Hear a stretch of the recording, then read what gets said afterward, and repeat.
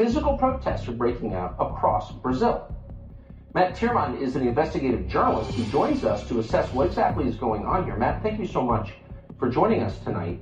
So the Biden administration is admitting they had the CIA director try to bully the president of a sovereign country on the question of his own elections? How can that happen? Well, they don't even think it's a big deal. It's par for the course. In fact, Bernie Sanders was talking about it on Pod Save America, the lefty podcast of former Obama administration alum.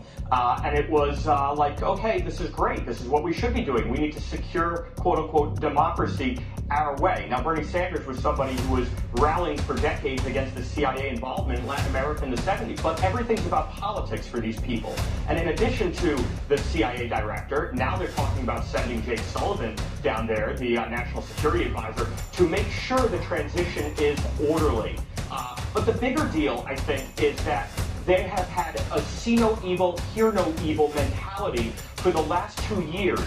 As Bolsonaro followers, politicians aligned with him, journalists have been censored, imprisoned. I wrote a piece for CDM Press, and I listed some of these incarcerated journalists. Even a sitting politician, a sitting congressman, was placed under house arrest. And it's continuing right now. Carla Zambelli, an outspoken member of the lower house, the Chamber of Deputies, has been totally purged from social media by diktat of one man, the head of the Brazilian Supreme Court, who also oversees a subsidiary court, the Brazilian Electoral Court. There's no due process here. It is purely by diktat, and these people are losing their voices, and the Biden administration says nothing. Where is that not considered an irregularity electorally? Where's the Organization of American States, the EU, the State Department, the IRI, who monitors elections? They're silent.